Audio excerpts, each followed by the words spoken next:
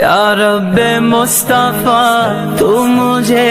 حج پہ بلا، آکے میں دیکھ لوں آنکھ سے کعبہ تیرا۔ اسلام میں نکاح کی بڑی اہمیت ہے۔ اللہ رب العزت نے حضرت آدم علیہ السلام کو پیدا فرمانے کے بعد سب سے پہلے آپ کے جوڑا بنانے کا فیصلہ فرمایا، اور حضرت حوا رضی اللہ تعالیٰ عنہ کو وہیں پر پیدا فرما کر حضرت آدم علیہ السلام کے لیے انس کا ذریعہ حضرت حوا رضی اللہ تعالیٰ عنہ کو بنایا۔ حدیث پاک میں ہے کہ 4 چیزیں انبیاء کی سنت ہے، جس میں عطر، حیا، مسواک اور نکاح کرنا۔ قرآن مجید کی مختلف آیات میں اللہ رب العزت نے نکاح کی اہمیت بیان فرمائی۔ انبیاء کے متعلق بھی ذکر فرمایا کہ ہم نے آپ سے پہلے رسولوں کو بھیجا ہے، اور ان میں بیویاں اور بچے بھی ہم نے رکھے تھے۔ اللہ کے نبی صلی اللہ علیہ وسلم نے نکاح کے متعلق فرمایا کہ تم میں سے جو آدمی نکاح کرنے کی صلاحیت رکھتا ہو، من استطاع منکم الباءۃ فلیتزوج، جو اپنی بیوی کے حقوق ادا کرنے کی طاقت رکھتا ہو اسے چاہیے کہ فوراً نکاح کر لے۔ نکاح گناہوں سے بچنے کا بہت بڑا ذریعہ ہے۔ آنکھوں کی گناہ سے، خیالات کے گناہ سے اور شرمگاہ کے گناہ سے، بڑی بڑی بدکاریوں سے انسان بچ جاتا ہے نکاح کی وجہ سے۔ اسی واسطے بعض احادیث میں نکاح کی بعد کی زندگی کو نکاح سے پہلے کی زندگی کے مقابلے میں افضل قرار دیا گیا ہے۔ بعض احادیث میں بعض آثار صحابہ سے بھی ملتا ہے کہ کسی جوان کا ایمان اس وقت تک کامل نہیں ہو سکتا جب تک کہ وہ نکاح نہ کر لے۔ حضرت ابن عباس رضی اللہ تعالیٰ عنہما کا اثر ہے۔ حضرت ابن مسعود رضی اللہ تعالیٰ عنہما فرماتے ہیں کہ اگر مجھے معلوم ہو کہ میری وفات کو 10 دن باقی ہوں، مرنا ہے، لیکن مجھے اگر نکاح کی ضرورت پیش آئے تو میں بغیر نکاح کے نہیں جاؤں گا، نکاح کر کے ہی انتقال ہوں گا۔ فتنے میں پڑنے سے بہتر ہے کہ جائز طریقے سے آدمی اپنی ضرورت اور اپنی خواہش کی تکمیل کرے۔ اسلام میں نکاح کرنے کی ترغیب اس طریقے سے بھی دی گئی ہے کہ بعض صحابہ نے اللہ کے نبی صلی اللہ علیہ وسلم کی عبادت کا منظر دیکھ کر یہ ارادہ کر لیا تھا کہ ہم میں سے آج کوئی رات میں سوئے گا نہیں، عبادت کرتے رہے گا، دن بھر روزے رکھے گا اور عورتوں سے قریب نہیں ہوگا۔ اللہ کے نبی صلی اللہ علیہ وسلم نے ان صحابہ کی تنبیہ فرمائی اور کہا کہ میں تم میں سب سے زیادہ تقوی والا ہوں، میں نکاح بھی کیا ہوں، سوتا بھی ہوں، کھاتا بھی ہوں، اپنی بیویوں کے پاس جاتا بھی ہوں۔ اور اللہ کے نبی صلی اللہ علیہ وسلم نے بعض احادیث میں یہ بھی ارشاد فرمایا کہ جو میری سنت سے اعراض کرے گا وہ مجھ میں سے نہیں ہے۔ نکاح انبیاء کی سنت ہے۔ اور مغرب کا نظریہ یہ ہے کہ کیا ضرورت ہے نکاح کرنے کی، بیوی کو پالنے کی، بچوں کو پالنے کی، ان کے کھانے پینے کی ذمہ داری لینے کی، ان کے نخرے برداشت کرنے کی۔ چائے پینے کے لیے ہوٹل جاتے ہو، پیسہ پھینکتے ہو، چائے پی کے آ جاتے ہو، ایسے ہی جیسے خواہش پوری کرنا ہو، جاؤ کسی کلب جاؤ، ریسٹورنٹ جاؤ، کسی مالز میں جاؤ، وہاں پر تمہارے لیے انتظام رہے گا، وہاں پر پیسہ پھینکو، شراب پیو اور اپنی خواہش پوری کر کے آ جاؤ۔ چائے پینے کے لیے کون سا بیوقوف ہے جو گھر میں بھینس پال رہا ہو؟ ایسے ہی اپنی جائز یہ خواہشات پوری کرنے کے لیے کون بیوقوف اپنے گھر میں بیوی کو پالے گا؟ یہ نظریہ مغرب کا ہے۔ اور دوسرا نظریہ مغرب کا ہی ہے کہ خواہشات پوری کرنے کے لیے انسان کو کیوں حد بندی لگائی جائے؟ کون سے جانور پر حد ہے کہ تم ایک نکاح کرنا، دوسرا نہیں کرنا، اس سے کرنا، اس سے نہیں کرنا؟ تمہاری بیوی کے حقوق ہیں، کس جانور پر یہ حقوق عائد کیے جاتے ہیں؟ جب جانوروں کو آزادی دی گئی ہے تو انسان اس بات کا زیادہ حقدار ہے کہ اسے آزادی ملے۔ اس واسطے امریکہ کا سابق بل کلنٹن اس کی کتاب میں لکھا ہے کہ میری مرضی خواہشات کے بارے میں، چاہے میں بیٹے سے ملوں، چاہے میں بہن سے ملوں، چاہے میں ماں سے ملوں، میں خواہشات کے سلسلے میں آزاد رہنا چاہتا ہوں جس طرح جانور آزاد ہیں، اور ہر انسان کو بھی آزادی ملنی چاہیے۔ کیسی گھناؤنی سوچ کہ چاہے جس سے ہو، جب ہو، جیسے ہو، ملنا چاہے مل سکتے ہوں، اپنی خواہش کی تکمیل کر سکتے ہوں، دونوں کی رضامندی کافی ہے، بس اس کے علاوہ کسی شرط کی ضرورت نہیں ہے۔ چاہے وہ بہن ہو سکتی ہے، ماں ہو سکتی ہے، بیٹی ہو سکتی ہے۔ اس آزادانہ حیوانیت کی سوچ کی وجہ سے دیکھیے انسان کو کس پہ قیاس کیا گیا؟ جانور پہ قیاس کیا گیا۔ یعنی انسان جانوروں کو دیکھ کر یہ سوچ رہا ہے کہ میں جانور کی طرح کیوں نہیں ہوں، مجھے جانور کی طرح آزادی کیوں نہیں مل رہی ہے؟ تو جب یہ سوچ رہا ہے تو اسے تو چاہیے تھا کہ جانور ہی بن جاتا، یہ انسان رہ کر جانوروں جیسی حرکت کرنا چاہ رہا ہے۔ اس غلیظ سوچ کی وجہ سے آج مغرب اور یورپ میں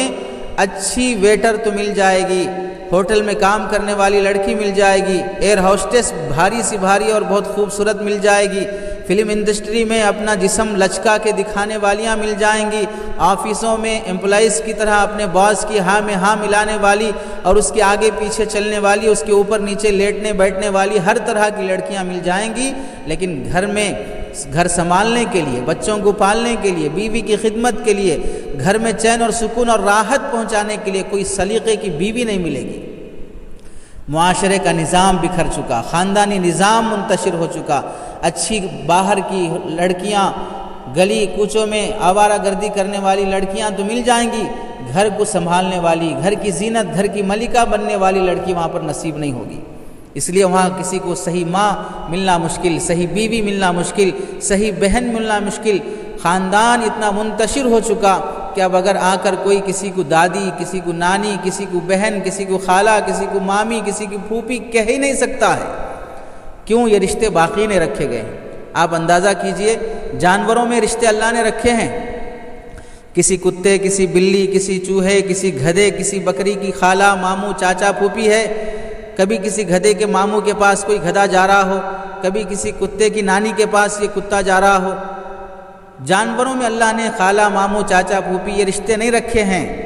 یہ حیوانیت ہے جس کی وجہ سے رشتے باقی نہیں رہتے ہیں۔ اب انسان خاندانی نظام کو منتشر کر کے ویسا ہی منتشر ہو گیا کہ اب ان کے پاس بھی انسان ہونے کے باوجود نہ ان کا کوئی خالہ، نہ ماموں، نہ پھوپھی، نہ چاچا، کیوں؟ کوئی رشتہ ہی نہیں رکھا گیا۔ جب جس سے منہ کالا کرنا ہو کر لو، اگرچہ کہ شکل ظاہری اعتبار سے گوری ہو، کالا کر کے کہیں سے بھی آ جاؤ، اب آرام سے زندگی گزارو، کیوں پالنے کی ذمہ داری لیتے ہو؟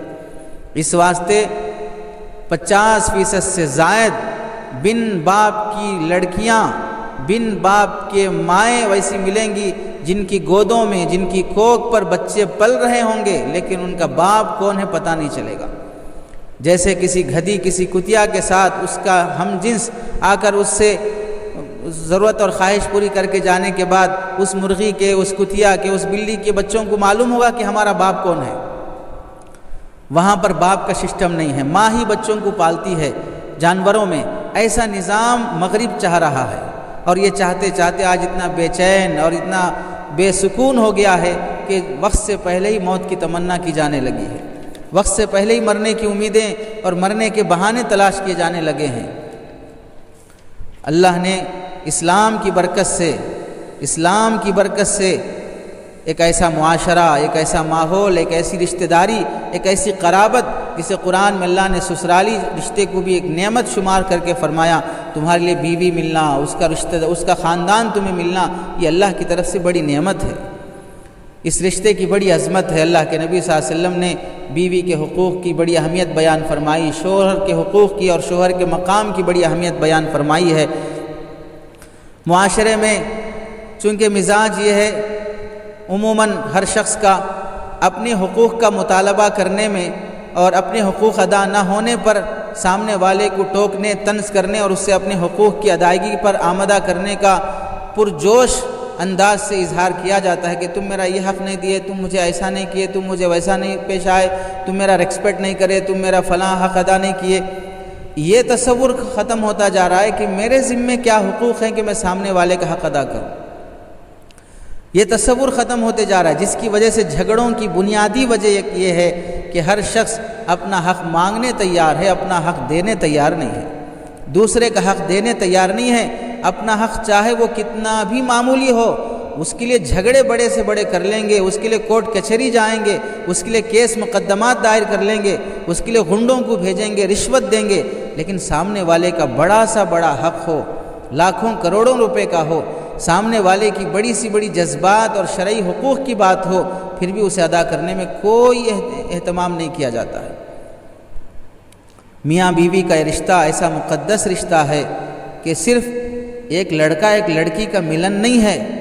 ان کے ملن کے بعد یہ لڑکا لڑکی کسی کے داماد، کسی کے بہو ہیں، کسی کے ماں باپ ہیں، کسی کی اولاد ہیں، کسی کے بھائی بہن ہیں، کسی کے جیٹ ہیں، کسی کے نڑن ہیں، کسی کے دیور ہیں، کسی کے دیورانی ہیں، کسی کے بہنوی ہیں، آگے کسی کے دادا نانی، ایک دو ہی فرد ہیں لیکن کئی رشتے ان کے ساتھ جڑ جاتے ہیں، اور وقت گزرتے گزرتے اگر معاشرے کے یہ دو فرد اگر حقوق ادا کرنے میں کوتاہی کریں گے تو ان سے جتنی نسبتیں جڑی ہیں ان نسبتوں میں خرابی منتقل ہونا شروع ہوگی۔ میری نانی خراب، میرا دادا خراب، میرا بھائی خراب، میرا چاچا خراب، میرا پھوپھی خراب، میری فلاں خراب، ایک ہی شخص کئی نسبتوں سے خراب ہو سکتا ہے۔ اپنی معمولی غلطیوں کو بڑا کر لینا، ضد ہٹ درمی پہ آ جانا، سرپرستوں کی جذباتیت، اپنی غلطی کو نہیں ماننا، سامنے والے کو منوانے کے در پہ رہنا، انجام کو معمولی سمجھ جانا، جو ہوتا ہے دیکھ لیں گے، کیا کرتے ہو کیا ہوتا دیکھ لیں گے، جہاں جانا ہو جاؤ ہم بھی آئیں گے، مسئلے کو حل کرنے کے بجائے مسئلے کو اور بھڑکانا، یہ ایسی باتیں ہیں جس کی نوبت یہاں تک پہنچ جاتی ہے کہ میاں بیوی جس پیار سے ملن ہوا تھا اس نفرت سے ان کی جدائی ہوتی ہے۔ اس جدائی کا اثر صرف ان پہ نہیں پڑتا ہے، دو خاندانوں پہ پڑتا ہے، ان میں نفرتیں، دشمنیاں پیدا ہو جاتی ہیں، اولاد تربیت سے محروم ہو جاتی ہے، پراپرٹی کے مسئلے کھڑے ہو جاتے ہیں، کیس مقدمات کا ایک بے انتہا سلسلہ چل پڑتا ہے، اور بعض مرتبہ شکایت ایسی معمولی باتوں پر بھی ہوتی ہے جس کی کوئی حیثیت نہیں ہے،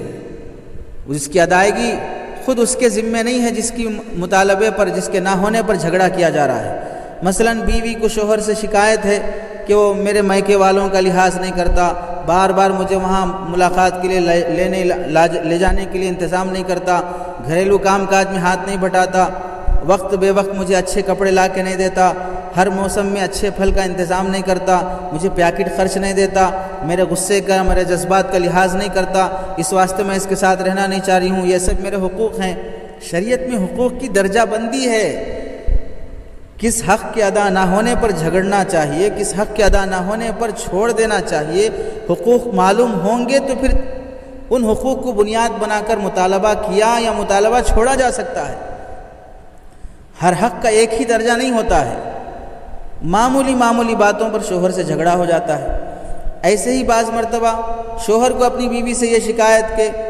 کہ اس کے رشتہ داروں کی خدمت نہیں کرتی، میرے بھائی کی خدمت نہیں کرتی، میرے ماں باپ کی خدمت نہیں کرتی، میری بہن کی خدمت نہیں کرتی، وقت پر کھانا نہیں پکاتی،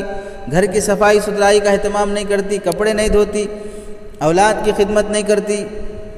بار بار ملازمہ اور نوکرانی کا تقاضا کرتی رہتی ہے، میری آرام راحت کا خیال نہیں کرتی، میرے مزاج کو اور میرے مذاق کو اور میرے رہن سہن کا لحاظ نہیں کرتی، محبت اور تعلق کا اظہار نہیں کرتی، میری خوبیوں کا اعتراف نہیں کرتی۔ ظاہر ہے ہر چھوٹی چھوٹی بات کو اپنی ہر معمولی بات کو پورا کرنے کا تقاضا سامنے والے سے کر کے تو میں کرنا، یہ میاں بیوی کے مقدس رشتے میں تلخیاں پیدا کر دیتا ہے۔ جہالت کی وجہ سے، ایک دوسرے کے حقوق سے ناواقفیت کی وجہ سے معمولی حق ادا نہ کرنے کو دلیل بنا لیا جاتا ہے جدائیگی کا۔ جب زوجین کو معلوم ہوں گے کہ میرے لازمی حقوق کیا ہیں، میرے غیر لازمی حقوق کیا ہیں، کس حق کی بنیاد پر میں شکایت کر سکتی ہوں اور کس حق کی بنیاد پر شکایت نہیں کر سکتی، کون سے وہ حقوق ہیں جس کی وجہ سے میرا شوہر مجھ پر احسان مند ہے اور کون سے وہ حقوق ہیں جس کی وجہ سے میری بیوی مجھ پر احسان مند ہے۔ یہ حق اس کے ذمے شرعاً لازم نہیں تھا، قانوناً لازم نہیں تھا، اخلاقاً اس نے یہ حق ادا کیا ہے، مجھے اس کا احسان مند ہونا چاہیے۔ جب آدمی کو اپنے حقوق کا علم ہوگا، سامنے والے کے حقوق کا علم ہوگا، تب وہ حقوق کی ادائیگی کا بھی اہتمام کرے گا، حقوق ادا نہ ہونے پر بھی اس کا آدمی خیال رکھے گا کہ میں اس کا حقدار ہی نہیں ہوں کہ اس سے جھگڑا کیا جائے۔ اس واسطے میاں بیوی کے لیے ہونا تو چاہیے کہ شادی سے پہلے ہی ایسا کورس اور ایسا نظام بنایا جائے جس میں شوہر کو بیوی کے حقوق سمجھائے جائیں اور بیوی کو شوہر کے حقوق سمجھائے جائیں۔ ایسا نہیں کہ شوہر اپنے حقوق معلوم کرے کہ میرے کیا کیا حق ہیں بتاؤ، میں کل بیوی پر روب ڈال کر اس کا مطالبہ کر سکوں، اور بیوی اپنے حقوق معلوم کرے کہ میرے کیا کیا حقوق ہیں بتاؤ تاکہ شوہر سے کل جھگڑا کرنے میں مجھے سہولت ملے۔ میں ایک کورس کر کے آئی ہوں جس میں میرے حقوق پورے مجھے سکھائے گئے ہیں، اگر نہ ملے تو تم FIR درج کرا دینا اور اپنے شوہر کو کوٹری کے پیچھے اور جیل کی سلاخوں کے پیچھے پھینک دینا، جو ہوتا ہے دیکھ لیں گے، زمانہ تمہارے ساتھ ہے، قانون تمہارے ہاتھ میں ہے اور ساری قانونی کارروائیاں تمہارے پیچھے ہیں، تمہیں کوئی کچھ نہیں کر سکتا ہے۔ یہ غلط بات ہے۔ عورت کو چاہیے حضرت فاطمہ رضی اللہ تعالیٰ عنہ کی سیرت پڑھے، مرد کو چاہیے کہ حضرت علی رضی اللہ تعالیٰ عنہ کی سیرت پڑھے، مرد کو چاہیے کہ صحابہ کی خوبیاں دیکھے کہ وہ اپنی بیویوں کے ساتھ کیسے پیش آتے تھے، عورتوں کو چاہیے صحابیات کی زندگیاں دیکھے کہ وہ اپنے مردوں کے ساتھ، اپنے شوہروں کے ساتھ ان کا رویہ، ان کے پیش آنے کا سلوک کیسے تھا، تب جا کے معاشرے میں اعتدال باقی رہے گا، میاں بیوی کے حقوق کی ادائیگی کی فکر ہوگی۔ آگے انشاءاللہ روزانہ ایک حق شوہر کا اور ایک حق بیوی کا بیان کیا جائے گا 8 سے 10 منٹ میں، جس میں شوہر بیوی کے حقوق کو سنے اور بیوی شوہر کے حقوق کو سنے، تاکہ میں کل قیامت کے دن کسی دوسرے کا حق ادا نہ کرنے کی سزا میں پکڑا نہ جاؤں، میں اپنے شوہر کا حق ادا نہ کرنے کے جرم میں پکڑی نہ جاؤں۔ یاد رکھیں، پڑوسیوں کے حقوق ہیں، ماں باپ کے حقوق ہیں، اولاد کے حقوق ہیں، شریعت حدود اور حقوق کا نام ہے، حق ادا کرو، اور عبادات کے اور معاملات کے چند حد بندیاں ہیں، اس سے آگے نہ بڑھو۔ حقوق اور حدود کا نام ہی شریعت ہے، اس واسطے دوسرے کے حقوق ہمیں معلوم ہو، خاص طور سے جو ہمارا لائف پارٹنر ہے، ہماری زندگی کی ساتھی ہے، جب ہم اس کے حقوق ادا کریں گے تو چین، راحت، سکون کس کو ملے گا؟ میرے گھر میں سکون آئے گا، مجھے راحت ملے گی، میں کسی اور کو تو راحت اور چین سکون سے رکھنے نہیں جا رہا ہوں۔ میرے ذمہ ہے کہ میں سب کو راحت پہنچاؤں، لیکن جس کے میں ساتھ سو رہا ہوں، سو رہی ہوں، رہ رہی ہوں، پہلے میں اسے راحت پہنچاؤں۔ اس لیے کوشش ہے کہ روزانہ ایک حق شوہر کا بھی بیان ہوگا اور ایک حق بیوی کا بھی بیان ہوگا، بیوی شوہر کے حقوق سنے، شوہر بیوی کے حقوق سنے، تاکہ حق ادا کرنے کی فکر ہو، حق مانگنے کی فکر پیدا نہ ہو۔ اللہ ہمیں عمل کی توفیق عطا فرمائے۔